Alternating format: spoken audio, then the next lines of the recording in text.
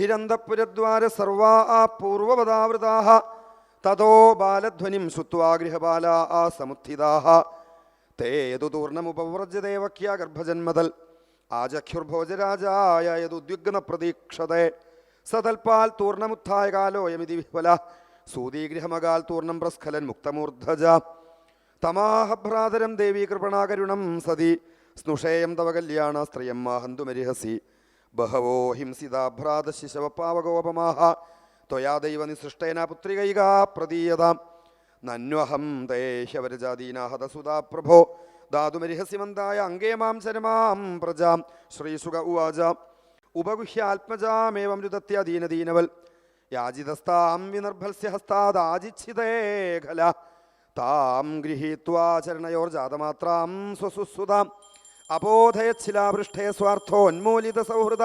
സാദദ്ധസ്താൽ സമുൽപത്യ സദ്യോ ദേവ്യംബരം ഗത അദൃശ്യതാനുജാ വിഷ്ണോഃ സായുധാഷ്ടമഹാഭുജ അമ്മേ നാരായണ ദേവീ നാരായണ ലക്ഷ്മീ നാരായണ ഭദ്രേ നാരായണ ദിവ്യസ്രകമ്പരാലേപരത്നാഭരണഭൂഷിത ധനുശൂലേഷു ചർമാസി ശംഖചക്രഗദാധര സിദ്ധചാരണഗന്ധർവൈരപ്സര കിന്നരോരകൈഃ ഉപാഹൃതോരുബലിഭിസ്തൂയമാനേതമബ്രവീൽ കിമ്മയാ ഹൃദയാമന്ദജാത ഖലു തവാന്തകൃൽ യത്ര ക്വാ പൂർവശത്രുഃ മാഹിംസീഃ കൃപണാൻ വൃഥാ ഇതി പ്രഭാഷിതം ദേവീമായ ഭഗവതീ ഭുവി ബഹുനാമനികേതേഷു ബഹുനാമ ബഭൂവഃ തയാഭിഹിതമാകൃണ്യ കംസപരമവിസ്മിതഃ ദേവകീം വസുദേവം ച വിമുച്യ പ്രസൃതോബ്രവീൽ അഹോ ഭഗിന്യഹോ ഭാമ മയാ വാംബദപാപ്മന പുരുഷാദൈവാപത്യം ബഹവോ ഹിംസിതാഃ സുതാഃ സത്വഹം ത്യക്തകാരുണ്യസ്ത്യക്തജ്ഞാതി സുഹൃദ്ഘല കാം ലോകാൻ വൈഗമിഷ്യാമി ബ്രഹ്മഹേവ മൃതശ്വസൻ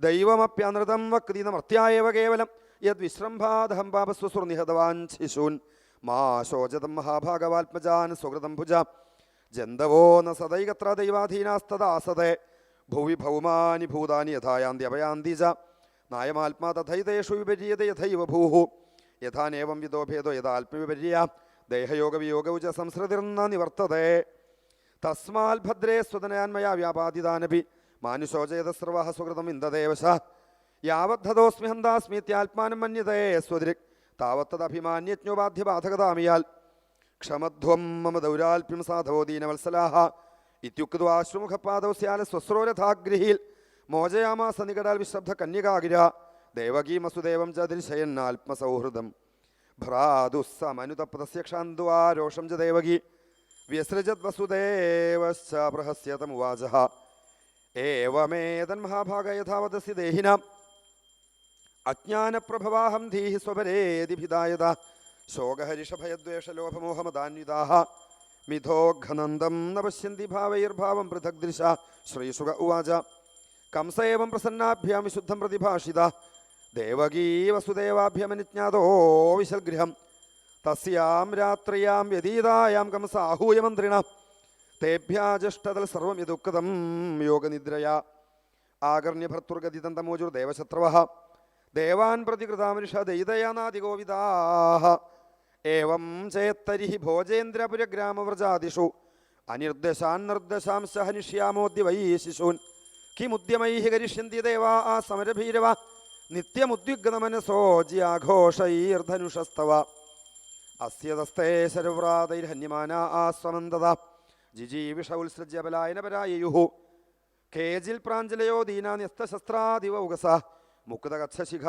ആ കേജിൽ ഭീതാ ആസ്മൈതി വാദിന നത്വം വിസ്മൃതശസ്ത്രാസ്ത്രാൻ വിരുദ്ധാൻ ഭയസംവൃതാൻ ഹംസ്യന്യാസക്ത വിമുഖാൻ ഭഗ്നചാപാൻ അയുധ്യത കിം ക്ഷേമശൂരൈർവിബുധൈരസംയുഗ വികഥനൈഃ രഹോജുഷാ കിം ഹരിണ ശംഭുനാ വാ വനൗകസ കിമിന്ദ്രേണാൽപവീര്യേണ ബ്രഹ്മണാ വാ തപസ്യത തഥാപി ദേവാ ആസാപത്ന്യാ നോപേക്ഷ്യ ഇതി മന്മഹേ തതസ്തന്മൂലഖനനെ നിയുക്ഷ്വാസ്മാനനുവ്രതാൻ യഥാമയോങ്കേ സമുപേക്ഷിതോ നൃഭി ന ശക്യതൈരൂഢപദശ്ചികിത്സിതും യഥേന്ദ്രിയഗ്രാമ ഉപേക്ഷിതസ്തഥാരിപുർമഹാൻ ബദ്ധബലോ ന ചാല്യത്തെ മൂലം ഹി വിഷ്ണുദേവാനം യത്ര ധർമ്മസനാതനഃ തസ്യ ബ്രഹ്മഗോ വിപ്രാസ്തപോ യജ്ഞാ ആസ ദക്ഷിണാഃ തസ്മാൽ സർവാത്മനാ രാജൻ ബ്രാഹ്മണാൻ ബ്രഹ്മവാദിന തപസ്വിനോ യജ്ഞശീലാൻ ഗാശ്ച ഹന്മോ ഹവിർദുഃഖാഃ വിപ്രാഗാവശ്ച വേദാശ്ച തപ സത്യം തമശമഃ ശ്രദ്ധാദയാ തിദിക്ഷാ ച കൃതവശ്ച ഹരേസ്തനൂഃ സഹി സർവസുരാധ്യക്ഷോ ഹ്യസുരദ്വിദ്ഗുഹാശയ തന്മൂല ദേവതാ സർവാः സേശ്വരാः സ ചതുർമുഖാः അയം വൈ തദ്വധോപായ ഋഷീണാം ഹിംസനം. ശ്രീശുക ഉവാച.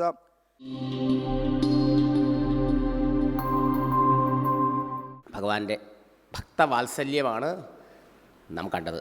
എന്തായിരുന്നു പ്രാർത്ഥന? ഭഗവാൻ ഞങ്ങൾക്ക് മകനായി വരണം എന്ന്. അവരത് കഴിഞ്ഞ് മറന്നു. പക്ഷെ ഭഗവാൻ മകനായി വന്നു. പക്ഷേ മകൻ വന്നപ്പോൾ ഇത് ഭഗവാനാണെന്ന് മറന്നുപോയി. ഇവ നമ്മളൊക്കെയും ഭഗവാനായിട്ടാണ് വരുന്ന മക്കളായിട്ട്. ഭഗവാനാണ് നമ്മുടെയൊക്കെ രൂപത്തിൽ വരുന്നത് അല്ലേ? അപ്പോൾ മക്കളായും ഭാര്യയായും ഭർത്താവായും അച്ഛനായും അമ്മയായും ഒക്കെ വരുന്നത് ആരാ? ഭഗവാനാ. അപ്പം മക്കളെ ഭഗവാനായി കണ്ട് വളർത്തിയാലോ, സ്നേഹിച്ചാലോ നമുക്ക് വേഗം ഭഗവാനെ അടയാം. പക്ഷേ നമുക്ക് എന്ത് സംഭവിക്കണു? മക്കൾ ഭഗവാനെ മറന്നിട്ട് മക്കളെന്ന് ആ ശരീരത്തിൽ ഭ്രമിച്ച് കുടുങ്ങി ആസക്തരാവും. അപ്പോഴോ ആ മക്കളെ കൊണ്ട് സങ്കടം, ദുഃഖം, സന്തോഷം, സന്താപം ഒക്കെ ഉണ്ടാവും. ശരിയോ? ഭർത്താവിനെ ഭഗവാനാണ് ഭർത്താവായി വന്നേക്കണത്. പക്ഷേ ആ ഭർത്താവിനെ ഭഗവാനായി കാണാത്തതുകൊണ്ടോ ഭർത്താവിനെ സേവിക്കുമ്പോൾ ഭഗവാനെ സേവിക്കണമെന്നുള്ള വിചാരമില്ല. അതുകൊണ്ടോ ഇഷ്ടമില്ലാത്ത പ്രവൃത്തി ഒക്കെ പറയുമ്പോൾ ഭർത്താവിനോട് ദേഷ്യം, നിങ്ങൾക്ക് വേണ്ടി എത്ര കാലമായി പണിയെടുക്കണം, മടുക്കണം. അതുപോലെ ഭാര്യയ്ക്ക്. മറിച്ചാണെങ്കിലോ ഭർത്താവിനെ ശുശ്രൂഷിക്കുമ്പോൾ ഞാൻ എൻ്റെ ഭഗവാനെ ശുശ്രൂഷിക്കല്ലേ. സത്യം അതാണ്. ഭാര്യയെ സേവിക്കുമ്പോൾ ഭാര്യയിലുള്ള ഭഗവാനെയാണ് സേവിക്കുന്നത്. ഇങ്ങനെ കണ്ടാലോ ബന്ധങ്ങൾ എത്ര നന്നായി. ആർക്ക് വേണ്ടി എന്ത് ചെയ്യുമ്പോഴും അതാത് രൂപത്തിലിരിക്കുന്ന ഭഗവാനെയാണ് നാം സേവിക്കുന്നത്. ഇതാണ് ഭഗവാൻ നമ്മളെ പഠിപ്പിക്കുന്നത്. ഇത് പ്രസവിച്ചപ്പോൾ തന്നെ ഇതാ അമ്മയ്ക്കും അച്ഛനും പറഞ്ഞു കൊടുത്തു. ഇതെന്നെ വലുതാവുമ്പോൾ ഗീതയിലൂടെ പറഞ്ഞുതരാൻ പോണേ അല്ലേ. എന്നെ മനുഷ്യക്കുട്ടിയായി സ്നേഹിച്ചോളൂ, പക്ഷേ സ്നേഹിക്കുമ്പോൾ ഉള്ളിൽ ഓർമ്മയുണ്ടാവണം ഞാൻ ഈശ്വരനാണെന്ന്. നമുക്കിപ്പോൾ എന്താ സംഭവിക്കണേ? നമുക്ക് ഭാര്യയായും ഭർത്താവായും അച്ഛനുമായും അമ്മയായും ബന്ധുവായിട്ടൊക്കെ കാണാൻ പറ്റുന്നുണ്ട്, സ്നേഹിക്കാനൊക്കെ പറ്റുന്നുണ്ട്. പക്ഷേ ഈശ്വരനാണെന്നുള്ള തിരിച്ചറിവില്ല ഉണ്ടാവണം. അപ്പോൾ എന്തായി? ആ ശരീരത്തിൽ കുടുങ്ങണു, ആസക്തി വരണം. ആസക്തി ബന്ധനാണ്, ദുഃഖമാണ്, ഭയമാണ് ഉണ്ടാക്കുക. ശരിയോ? അതുകൊണ്ട് എന്ത് ചെയ്യണം?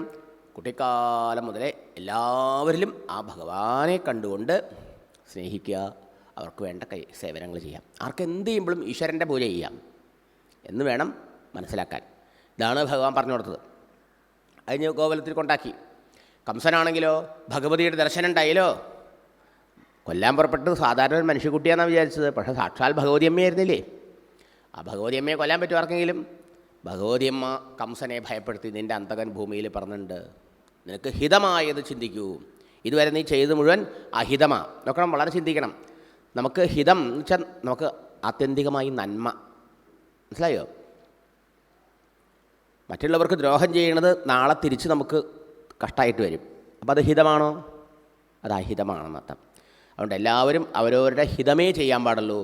നമുക്ക് ഹിതം ആയത് മറ്റുള്ളവർക്കും ഹിതം. മറ്റുള്ളവർക്ക് അഹിതമായി പ്രവർത്തിച്ചാൽ അത് നമുക്ക് അഹിതവും. അതാണ് സിമ്പിൾ ലോജിക്ക്. മനസ്സിലായോ? നിനക്ക് കഷ്ടം തന്നാൽ എനിക്ക് നല്ലത് വരുമോ? വേറൊരാൾക്ക് ദുഃഖം കൊടുത്താൽ എനിക്ക് സന്തോഷം ഉണ്ടാവുമോ? ഇല്ല. എനിക്ക് സന്തോഷം ഉണ്ടാവണമെങ്കിലോ മറ്റുള്ളവർക്ക് സന്തോഷം കൊടുക്കുന്ന പ്രവൃത്തി ചെയ്യണം.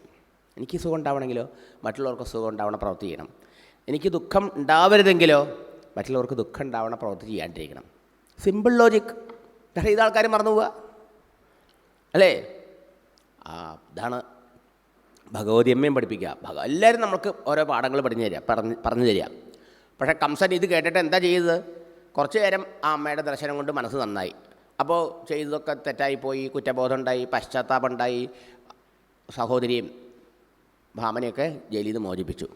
പക്ഷേ മന്ത്രിമാർ വന്ന് മന്ത്രിമാരുടെ ഉപദേശം കേട്ടപ്പോഴോ മനസ്സാകെ മാറി. ഇതാണേ നമ്മുടെ മനസ്സ് അങ്ങനെയാണ്. അവർ പറഞ്ഞു കഴിയുമ്പോൾ അങ്ങനെയാണ് തോന്നും, ഇവർ പറഞ്ഞു കേൾക്കുമ്പോൾ ഇങ്ങനെയാണ് തോന്നും. ഇങ്ങനെ ഓരോരുടെ ഇൻഫ്ലുവൻസിൽ പെട്ട് പോവുക. മനസ്സിലായോ? അത് പാടില്ല. സജ്ജനങ്ങളുടെ ഗൈഡൻസിലേ പോകാൻ പാടുള്ളൂ, ഗുരുവിൻ്റെ ഗൈഡൻസിലേ പോകാൻ പാടുള്ളൂ. മനസ്സിലായോ? അവരൊക്കെ പലതും പറയും, ഇതിലേ കെട്ട് ഇതിലേ കളഞ്ഞേക്കണം, അതൊന്നും എടുക്കാൻ പാടില്ല. അപ്പോൾ കംസന് നല്ലതല്ലേ പറഞ്ഞു കൊടുത്തത് ഭഗവതിയമ്മ. ആ ഭഗവതിയമ്മ പറഞ്ഞതല്ല മന്ത്രിമാർ പറഞ്ഞത്. മന്ത്രിമാരെന്താ പറഞ്ഞത്? ഈ നാട്ടിൽ 10 ദിവസത്തിനുള്ളിൽ ആരൊക്കെ പ്രസവിച്ചിട്ടുണ്ടോ ആ കുട്ടികളൊക്കെ നമുക്ക് കൊന്നുകളയാന്ന്. നല്ലതാത്. എത്ര അമ്മമാരും അച്ഛന്മാരും ഇതൊക്കെ സങ്കടപ്പെടൂലേ? പാപകർമ്മല്ലേ? ഇത് നല്ലതാ തോന്നി കംസന്. നോക്കൂ, ആ ഭഗവതിയമ്മ മറന്നില്ലേ? ഇങ്ങനെയാ നമ്മളും ഇവിടെ നല്ലതൊക്കെ കേൾക്കണം മറന്നു പോവുക കുറച്ച് കഴിയുമ്പോഴേ. നമ്മുടെ കൂട്ടുകാരത്തികളൊക്കെ പറഞ്ഞാൽ കേട്ട് പോവുക. അതുകൊണ്ട് നല്ല കൂട്ടുകാരത്തികളില്ലെങ്കിൽ ബുദ്ധിമുട്ടാണ്. ശരിയല്ലേ? സത്സംഗം വേണം നമുക്ക് എപ്പോഴും. സത്സംഗമാണ് നമ്മളെ എപ്പോഴും നല്ല വഴിക്ക് നയിക്കുക. സജ്ജനങ്ങളാ മാത്രമല്ല, ഭഗവാന് ശക്തി കൊടുക്കുന്നത് സനാതനധർമ്മമാണത്രേ. അതുകൊണ്ട് സനാതനധർമ്മത്തെയൊക്കെ നശിപ്പിക്കൂ മഹാരാജാവേ എന്ന്. ധർമ്മം നശിപ്പിക്കുക, ക്ഷേത്രങ്ങൾ നശിപ്പിക്കുക, പൂജ നശിപ്പിക്കുക, പൂജ ചെയ്യുന്നവരെ കൊല്ലുക, അതിന് നെയ്യും പാലും കൊടുക്കണം പശുക്കളെ കൊല്ലുക, ഗോഹത്യ, എന്തൊക്കെയാ ഇന്നും ഇതൊക്കെയല്ലേ നടക്കണം നമ്മുടെ നാട്ടിൽ. സനാതനധർമ്മത്തെ നശിപ്പിക്കുക, വേറെ എല്ലാത്തിനെയും പ്രോത്സാഹിപ്പിക്കുക. നടക്കണം. നോക്കൂ നമ്മുടെ കൊച്ചു കേരളത്തിൽ എന്താ നടക്കണേ? ഈ സനാതനധർമ്മത്തെ നശിപ്പിക്കാൻ എന്താ പറയുക, കച്ചയും കെട്ടി ഇറങ്ങിയിരിക്കുകയാണ് അല്ലേ? ഏത് വിധേനയെങ്കിലും സാധുക്കളെ ദ്രോഹിക്കുക, സന്തമഹാത്മാക്കളെ അവഹേളിക്കുക, ദൈവങ്ങളെ അവഹേളിക്കുക അല്ലേ? ആചാരാനുഷ്ഠാനങ്ങളെ ചവിട്ടിമരിക്കുക, ഭക്തദ്രോഹം, ഇതൊക്കെ കംസൻ ചെയ്തത്. ഇതൊക്കെ ചെയ്യാനാണ് കംസൻ്റെ മന്ത്രിമാർ പറഞ്ഞു കൊടുത്തത്. ഇന്നത്തെ മന്ത്രിമാരും അങ്ങനെ തന്നെയാണ് പറഞ്ഞു കൊടുക്കണേ ചെയ്യണത് അല്ലേ? ആലോചിച്ച് നോക്കൂ, എന്താവും അവരുടെ കാലഭാഷാവൃതോസുരഹ എന്ന അവരുടെ ആയുസ് അവസാനിക്കാറാവുമ്പോൾ എങ്ങനെയാണ് അത്ര അന്തം? വിനാശകാലേ വിപരീത ബുദ്ധി എന്നാണ് പറയാം. നമുക്ക് നാശം പറയുമ്പോൾ സജ്ജനങ്ങളുടെ വാക്കല്ല തോന്നുക, ദുർജനങ്ങൾ പറയണത് ദുഷ്പ്രവൃത്തി ചെയ്യാനാണ് തോന്നുക. കംസൻ മരിക്കാൻ പാപം ചെയ്യുന്നതോറും വേഗം ആയുസ് നശിക്കും. മനസ്സിലായോ? കംസൻ അതൊക്കെയാണ് ചെയ്യാൻ. എന്നിട്ട് എന്ത് ചെയ്തു? യാഗങ്ങളും വെച്ചങ്ങളും ഇവരെയൊക്കെ കൊല്ലാൻ വേണ്ടി ആൾക്കാരെ അയച്ചു. കൊച്ചുകുട്ടികളെ മാത്രം കൊല്ലാൻ വേണ്ടി പ്രത്യേക സംഘം. അതിൻ്റെ ലീഡറായിരുന്നു പൂതന. പൂതനയോ കണ്ടാ പേടിയവും, ഭയങ്കര രാക്ഷസിയാണ്. അവളെന്ത് ചെയ്തു? നല്ല മേക്കപ്പുകാരി അവൾ. മായാവിയാണല്ലോ, അപ്പോൾ ഏത് വേണമെങ്കിൽ സ്വീകരിക്കാം. നല്ല മേക്കപ്പൊക്കെ ചെയ്ത് വരുമ്പോണ്ട് മഹാലക്ഷ്മിയെ മാതിരിയുണ്ട് കണ്ട. അപ്പോൾ അവൾ പുറപ്പെട്ടു. അവരവിടെയൊക്കെ പല കുട്ടികളെയൊക്കെ കൊന്നു, മധുരയിൽ പലരെയും കൊന്നു, കുറേ കുട്ടികളെ കൊന്നേക്കണു. അവരുടെ പരിപാടി എന്താ? രക്തമേ കുടിക്കുള്ളൂ. കൊച്ചുകുട്ടികളുടെ രക്തം കുടിച്ച് കൊല്ലുക. അത്ര പാപാലേ. അങ്ങനെ അവൾ അവിടുന്ന് പുറപ്പെട്ടു. അങ്ങനെ പലരെ അയച്ചു കംസൻ. ഇവിടെയോ ഈ ഭഗവാന്റെ നാമം ഒന്ന് ജപിക്കണമെങ്കിൽ, ഭഗവാനെ ഉണ്ണിക്കണ്ണനെ ഒന്ന് ലാളിക്കണമെങ്കിൽ, ആ ഉണ്ണിക്കണ്ണൻ്റെ ഒരു പാട്ട് പാടണമെങ്കിൽ, ആ ഉണ്ണിക്കണ്ണനെ ഒന്ന് പൂജിക്കണമെങ്കിൽ, ആ ഉണ്ണിക്കണ്ണനെ ഒന്ന് സേവനം ചെയ്യണമെങ്കിൽ അതിന് നമുക്ക് പുണ്യം വേണ്ടേ? ആ പുണ്യം ഈ മധുരാപുരിയിലുള്ളവർക്കല്ല ഉണ്ടായത്, പിന്നെയോ വ്രജത്തിലെ ഗോപന്മാർക്കുണ്ടായത്. നന്ദഗോപരുടെ പത്നിയാണ് യശോദ.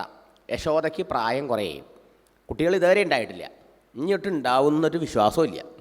ഒരു പ്രായം കഴിഞ്ഞാൽ പിന്നെ പ്രസവിക്കില്ലല്ലോ സ്ത്രീകൾ. അങ്ങനെ ഇരിക്കുമ്പോഴാണ് എവിടുന്നനെ യശോദയ്ക്ക് കുണ്ണിയുണ്ടായിന്ന്.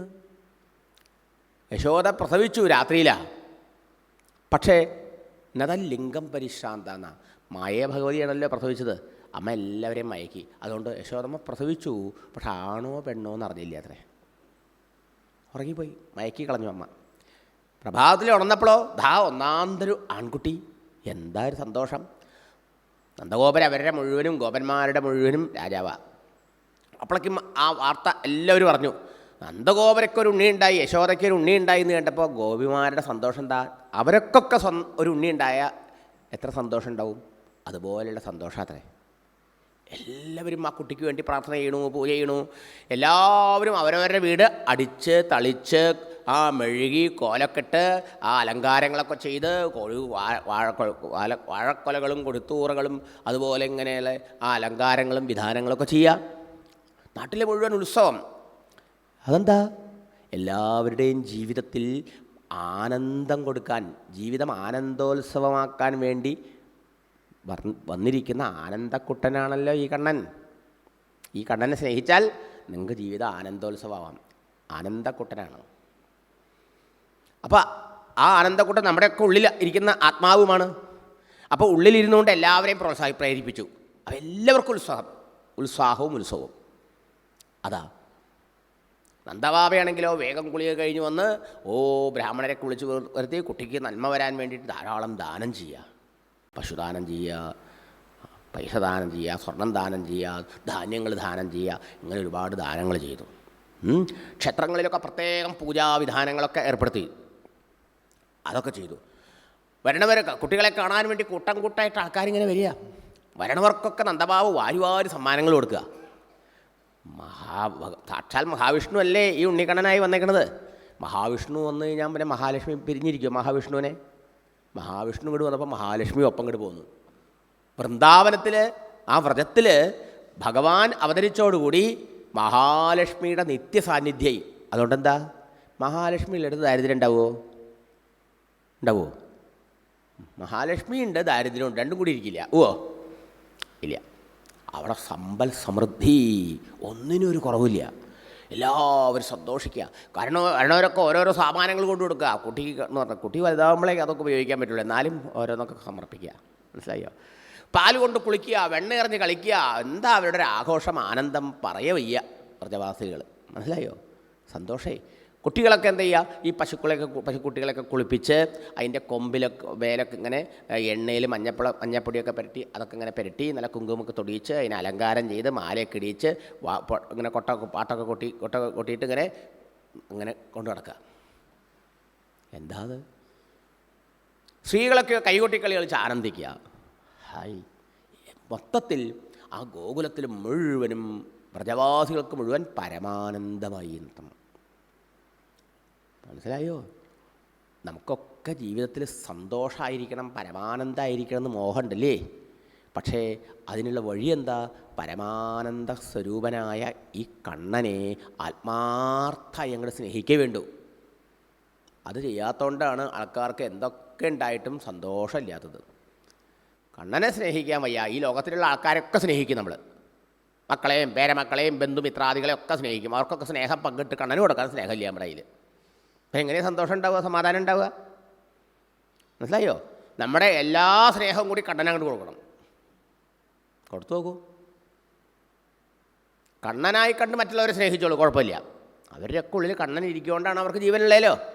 അങ്ങനെ മനസ്സിലാക്കിക്കൊണ്ട് മറ്റുള്ളവരെയൊക്കെ സ്നേഹിച്ചോളൂ, കുഴപ്പമില്ല.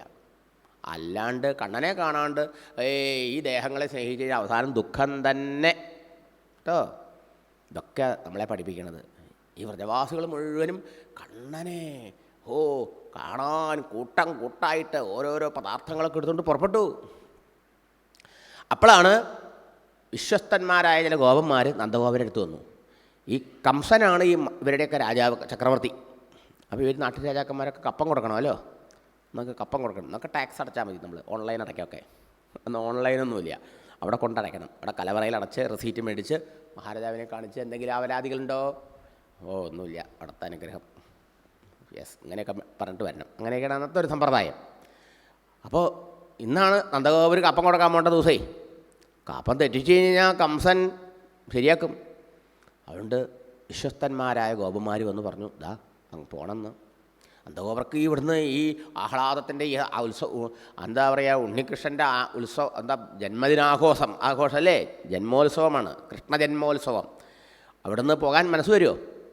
പക്ഷേ പോയേ പറ്റുള്ളൂ. എന്ത് ചെയ്യും? മുതിർന്ന ഗോപന്മാരോട് പറഞ്ഞു, നിങ്ങൾ ഇവിടുത്തെ കാര്യങ്ങളൊക്കെ നോക്കൂട്ടോ, ഗോകുലത്തിൻ്റെ രക്ഷയ്ക്ക് മുതിർന്ന ഗോപന്മാരെ കേൾപ്പിച്ചു. എന്നിട്ട് നന്ദഗോപർ കുറേ പാലും വെണ്ണയും തൈരൊക്കെ ആയിട്ട് ഇവിടുന്ന് വണ്ടിയിൽ ചില ഗോപന്മാരോടുകൂടി അവിടെ ചെന്നു, കലവറയെ കൊടുത്തു. അതിന് കംസനെയൊക്കെ മുഖം കാണിച്ചു, സന്തോഷമായി. അതിന് ശേഷം അവിടെ ഇവർക്കൊക്കെ താമസിക്കാനുള്ള ഗൃഹങ്ങളുണ്ട്, മന്ദിരങ്ങളുണ്ട്. അവിടെ കുറച്ച് വിശ്രമിച്ചിട്ട് പോകാമെന്ന് ചോദിച്ചാൽ അവിടെ വിശ്രമിക്കുക. അപ്പോഴേക്കും ഈ വസുദേവർ ഈ വർത്തമാനം അറിഞ്ഞു. വസുദേവർക്കറിയാലോ ഇവിടുത്തെ കരുനീക്കങ്ങളൊക്കെ, ഇങ്ങനെ കുട്ടികളെ കൊല്ലാൻ അയച്ചിട്ടുള്ളതൊക്കെ നന്ദഗോപയ്ക്ക് അറിയില്ല. പക്ഷേ വസുദേവർ ഇവിടെ ആയതുകൊണ്ട് മധുരയിലായതുകൊണ്ട് അറിയാം. വസുദേവരാണെങ്കിലോ നന്ദഗോപരുടെ വലിയ സുഹൃത്താണ്, ബന്ധുക്കളുമാണ്, ഭക്തന്മാരുമാണ്. ഭക്തന്മാരെ കാണുന്നത് വലിയ സന്തോഷമല്ലേ. നന്ദഗോപരെ വന്നു എന്ന് പറഞ്ഞുകൂടി ഓടി വന്നു, നന്ദഗോപരെ കെട്ടിപ്പിടിച്ചു. സന്തോഷമായി രണ്ടുപേർക്കും. എന്നിട്ടോ നന്ദഗോപരോട് സന്തോഷമായിട്ട് പലതും പറഞ്ഞു. നന്ദഗോപരെ, ഈ വയസ്സാം കാലത്ത് യശോദമ്മ പ്രസവിക്കുന്ന ആരെങ്കിലും വിരിയിച്ചുവോ? നിങ്ങൾക്കിപ്പോൾ ഒരു ഉണ്ണി ഉണ്ടായെന്ന് കേട്ടു. എനിക്കൊരു ഉണ്ണി ഉണ്ടായ എത്ര സന്തോഷമാണോ, അതിനേക്കാൾ സന്തോഷമായി ആണ് കേട്ടോ അപ്പോൾ നിങ്ങൾക്കൊരു ഉണ്ണി ഉണ്ടായെന്ന് കേട്ടപ്പോൾ. എന്താ ഇങ്ങനെ വേണത്രേ, ഇങ്ങനെ ഉള്ളു തുറന്ന് നമ്മൾ മറ്റുള്ളവരുടെ സന്തോഷത്തിൽ പങ്കെടുക്കുമോ? അസൂയല്ലേ ഉണ്ടാവുക? ഇരിക്കില്ല, അവൾക്ക് ഉണ്ടായിക്കണു. അങ്ങനെ തോന്നാൻ പാടില്ല നൃത്തം. അത് ദുഷ്ടമനസ്സാണ്. നല്ല മനസ്സിൻ്റെ ഉടമസ്ഥൻ്റെ മറ്റുള്ളവരുടെ സന്തോഷത്തെ ഉള്ളു തുറന്ന് ആഹ്ലാദിക്കും, അതിനെ അപ്രീഷിയേറ്റ് ചെയ്യും. മനസ്സിലായോ? അതുപോലെ മറ്റുള്ളവർക്ക് ദുഃഖം ഉണ്ടായാലോ ഉള്ളാൽ പരിതപിക്കുകയും അവർക്ക് വേണ്ടി പ്രാർത്ഥിക്കുകയും ചെയ്യും. അപ്പോൾ നന്ദഗോപരുടെ ആ സന്തോഷം എൻ്റെയും കൂടി സന്തോഷമാണ്. എനിക്ക് ഉണ്ണി ഉണ്ടായാലെന്ന പോലെ സന്തോഷം എനിക്ക്. പിന്നെ പറഞ്ഞു, എൻ്റെ ഒരു ഉണ്ണി, അതായത് രോഹിണി അവിടെ താമസിക്കണ്ടല്ലോ, അത് അറിവോട് കൂടിയിട്ടാണ്. രോഹിണിക്ക് ഒരു മകൻ ഉണ്ടായല്ലോ. എൻ്റെ ഒരു ഉണ്ണി അങ്ങേ അച്ഛനാ അച്ഛാ അച്ഛാന്ന് വിളിച്ചുകൊണ്ട് അവിടെ കഴിയുണ്ടല്ലോ, രണ്ട് ഉണ്ണികളും ആരോഗ്യമായിട്ടിരിക്കണില്ലേ, സുഖമായിരിക്കണില്ലേ എന്നൊക്കെ ചോദിച്ചു. അങ്ങനെ അവിടുത്തെ കുശലങ്ങളൊക്കെ ചോദിച്ചു. അപ്പോൾ നന്ദബാബ എന്ത് വിചാരിച്ചു, എന്നോട് ഇങ്ങനെ കുശലം ചോദിക്കുമ്പോൾ നമ്മൾ അങ്ങോട്ട് എന്തെങ്കിലും കുശലം ചോദിക്കണ്ടേ? ഈ വസുദേവരോട് എന്ത് കുശല ചോദിക്കുക? കഷ്ടമല്ലേ അവർക്ക് ഉണ്ടായിട്ടുള്ളൂ അല്ലേ? വിവാഹം കഴിഞ്ഞ് കൊണ്ടുപോകുമ്പോൾ തന്നെ ഈ കംസൻ കൊല്ലാൻ പുറപ്പെട്ടു വഴിക്കിച്ച് ദേവകിയെ. അതെങ്ങനെയോ രക്ഷപ്പെട്ടു. അത് കഴിഞ്ഞ് ആദ്യത്തെ കുട്ടിയെ പ്രസവിച്ചു, അതിന് തല്ലിക്കൊന്നു. പിന്നെ ജയിൽവാസമായിരുന്നു അല്ലേ? ജയിലിൽ വെച്ചാൽ ബാക്കി 5 പ്രസവം. ജനിച്ച കുട്ടിയെ ദുഷ്ടനായ കംസൻ കൊന്നില്ലേ? 6 എണ്ണത്തിന് അങ്ങനെ കൊന്നു. 7ാമത്തെ അലസിയും പോയി ഈ ഭയം കൊണ്ട്. 8ാമതൊരു പെൺകുഞ്ഞുണ്ടായെന്ന് കേട്ടു, അത് ആകാശത്തേക്ക് പറന്നും പോയി. അത്രേ. കരയാൻ മാത്രം, ദുഃഖിക്കാൻ മാത്രമുള്ളൊരു ജന്മം അല്ലേ? ദുഃഖം ഉണ്ടാവും അച്ഛനമ്മയ്ക്കും. അപ്പോൾ നന്ദഗോപർ അല്ലാതെ മനസ്താപത്തോടെ വിഷമത്തോട് പറഞ്ഞു, വസുദേവരെ, അല്ലെങ്കിൽ അങ്ങേക്ക് ഉണ്ണികൾ ഉണ്ടായോ? അങ്ങേക്ക് ഉണ്ണികൾ ഉണ്ടായില്ലോ, ഒന്നല്ലല്ലോ, 7 ഉണ്ണി ഉണ്ടായില്ലേ? എന്നിട്ട് എന്താ പ്രയോജനം? ഇപ്പോൾ ഒരു ഉണ്ണി ഉണ്ടായെന്ന് കേട്ടു, അത് പെൺകുട്ടി, അത് കംസൻ കൊല്ലാൻ എടുത്തപ്പോൾ കംസനെ ഭയപ്പെടുത്തിക്കൊണ്ട് ആകാശത്തിലേക്ക് പറന്നുപോയി എന്ന് കേട്ടു. ആ കുട്ടിക്ക് കംസനെ അങ്ങോട്ട് കൊന്നാൽ എത്ര നന്നായിരുന്നേനെ, ലോകത്തിനൊക്കെ സമാധാനം ഉണ്ടായില്ലായിരുന്നു. പക്ഷേ എന്താ ഇപ്പോൾ ചെയ്യുക? നമ്മൾ വിചാരിക്കും പോലെ അല്ലല്ലോ കാര്യങ്ങൾ, ഈശ്വരൻ വിചാരിക്കും പോലെ അല്ലേ നടക്കുക. അങ്ങനെ പറഞ്ഞ് സമാധാനിപ്പിച്ചു. അത്രേ. ഇങ്ങനെയാണ് നമ്മൾ സമാധാനിക്കേണ്ടത്. നമ്മൾ വിചാരിക്കും പോലെയൊക്കെ കാര്യം നടന്നു കഴിഞ്ഞാൽ നമ്മൾ അഹങ്കാരികളാവേ. പിന്നെ ഈശ്വരനെ ആരാ ഓർമ്മിക്കുമോ? ഇല്ല. അതുകൊണ്ട് ഇടയ്ക്കിടയ്ക്ക് ഭഗവാൻ നമ്മൾ വിചാരിക്കണേനൊക്കെ ഉടച്ചു കളയും. നമ്മുടെ പ്ലാനിങ് ഭഗവാൻ, മാൻ പ്രപ്പോസസ് ഗോഡ് ഡിസ്പോസസ് എന്നാണ്. മനസ്സിലായോ? നമ്മൾ ഓരോന്ന് സ്വപ്നം കാണുന്നു, ഭാവന ചെയ്യുന്നു, പ്ലാൻ ചെയ്യുന്നു, ഭഗവാൻ മറ്റൊന്ന് കാണുന്നു. പക്ഷേ ഭഗവാൻ കാണുന്നതും ചെയ്യുന്നതൊക്കെ ആത്യന്തികമായി ഈ ജീവൻ്റെ നന്മയ്ക്കാണെന്ന് എടുക്കാൻ അറിയാൻ നമുക്ക് ആ ഭഗവാനിൽ അത്രത്തോളം ഭക്തിയും ശ്രദ്ധയും വിശ്വാസവും ഉണ്ടാവണം. ഇല്ലെങ്കിൽ എന്താ ഭഗവാൻ ഇങ്ങനെയൊക്കെ എന്ന് തോന്നും നമുക്ക്. മനസ്സിലായോ? ഭഗവാൻ ചെയ്യണ എല്ലാം തൽക്കാലമൊക്കെ നമുക്ക് കഷ്ടം ദുഃഖമൊക്കെ വന്നെങ്കിലും അത് ലോങ് റണ്ണിൽ ആത്യന്തികമായി നമുക്ക് നന്മയ്ക്ക് ഇടവരുത്തും.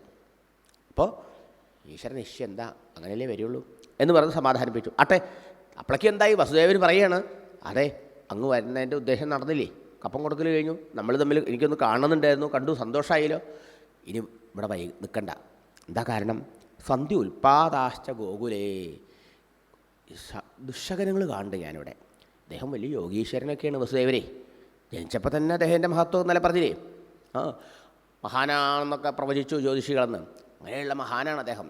അപ്പോൾ പറഞ്ഞു, ഇഹച തന്ധ്യ നിമിത്ത ശതാനിതേ, ഇവിടെയും ആ ഗോകുലത്തിലും എന്തൊക്കെയോ ആപത്ത് വരണേൻ്റെ സൂചനകളാണ്, ദുശകനങ്ങളാണ്. നിമിത്തം നല്ലതല്ല.